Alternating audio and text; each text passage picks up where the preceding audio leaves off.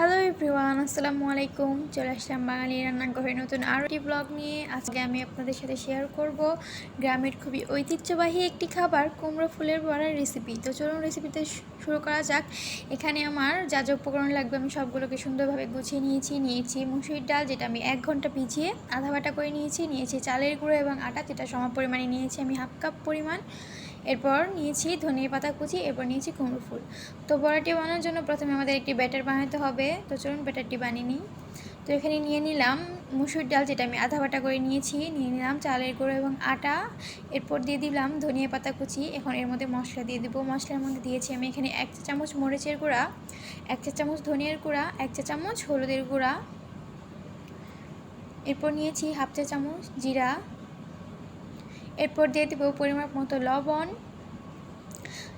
এরপর দিয়ে দেবো এর মধ্যে আদা এবং রসুন পেস্ট, যেটার পরিমাণে নিয়েছি আমি হাফ চা চামচ পরিমাণ।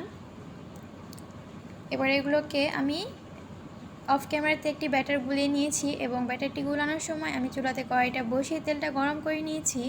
তো আমার তেলটা গরম হয়ে গেছে। এবার এর মধ্যে ফুলগুলো দিয়ে দিব। তো ফুলগুলো প্রথমে ব্যাটারে মিশিয়ে তারপরে তেলে দিয়ে দিচ্ছি। তো এ পর্যায়ে চুলার জালটা একদম মিডিয়ামে রেখে দিতে হবে, নাহলে নিচে লেগে যেতে পারে এবং পুড়ে যেতে পারে।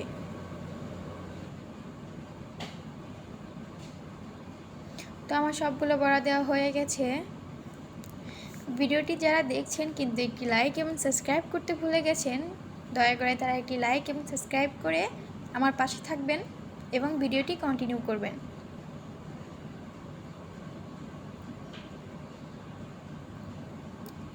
আর কে কে আমার মতন করে বড়া বানিয়ে খান অবশ্যই আমাকে কমেন্ট করে জানাবেন।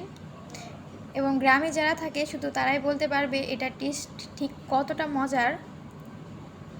এটা কিন্তু খেতেও কিন্তু অসম্ভব মজার হয়।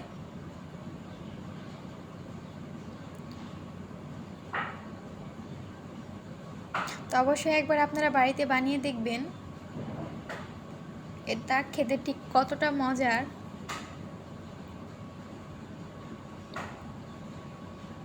আর ভিডিওটিতে কোনো ভুল হলে অবশ্যই সবাই ক্ষমা সুন্দর দৃষ্টিতে দেখবেন। আস্তে আস্তে চেপে চেপে বড়াগুলোকে সুন্দর করে ভেজে নেব।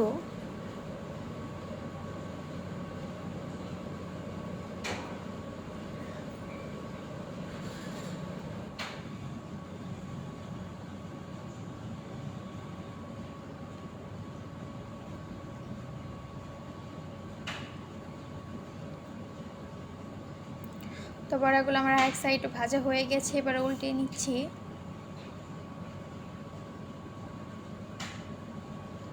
তো আমার বড়াগুলো ভাজা হয়ে গেছে, এবার আমি নামিয়ে নিব।